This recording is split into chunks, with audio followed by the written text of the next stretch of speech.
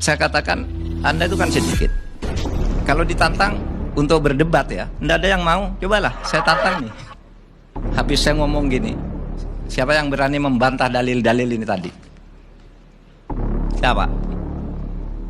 Paling besok bikin medsos dengan cara kampungan, lalu memfitnah Mahfud anti-Islam gitu. Nggak bisa, justru saya ini Islam. Makanya saya membela orang Islam yang banyak. Tidak ada sistem pemerintahan di dalam Islam itu. Sistemnya bebas berdasar pilihan sendiri, sehingga negara kita, negara Republik Indonesia ini, sistem pemerintahannya sudah sesuai dengan Islam. Karena Islam tidak mengajarkan sistem. Coba saya tanya, siapa sih yang suka ngajak-ngajak ke khilafah itu? Sistemnya seperti apa? Saya mau ikut kalau ada. Sekarang saya jadi Menko Polhukam. Kalau ada yang punya dalil Al-Quran dan hadis bahwa sistem pemerintahan itu ada menurut Islam, saya ikut dan saya akan mengkampanyekannya. Tapi percayalah, itu tidak ada sistem itu. Sistem itu bebas. Tidak ada yang dicontohkan oleh Al-Quran, tidak ada yang dicontohkan oleh Nabi. Oke, negara khilafah itu.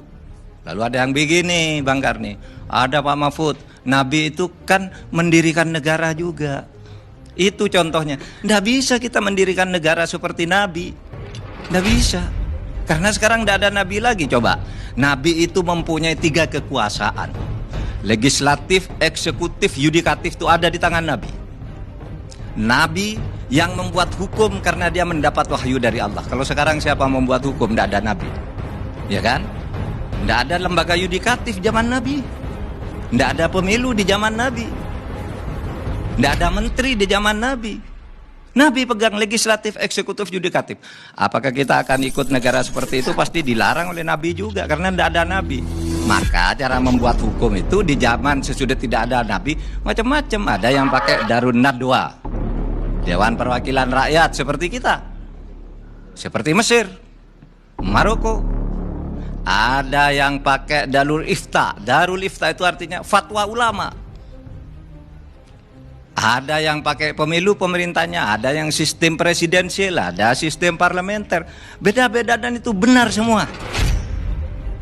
Tidak yang salah. Oleh sebab itu jangan nyalah-nyalahkan bahwa wah, yang di Indonesia itu kafir, tidak ikut, saya tidak bisa. Kalau ada, datang ke saya atau saya diundang. Bertaruh kalau ketemu, ada. Tidak ada. Jadi Indonesia itu sebagai sebuah produk ijtihad sesuai dengan kebutuhan waktu dan zaman yang ditetapkan oleh para ulama bersama para pendiri negara, memilih negara inklusif, negara Pancasila. Itu sudah benar. Tidak ada yang bertentangan dengan syariah. Oleh sebab itu jangan mengkafir-kafirkan orang hanya karena berbeda pilihan cara bernegara. Yang penting bagi Islam khilafah itu harus ada. Tetapi sistemnya bebas. Yang terpenting maqasidus syar'i. Apa maqasidus syar'i? Maksud diturunkannya ajaran tentang khilafah itu apa?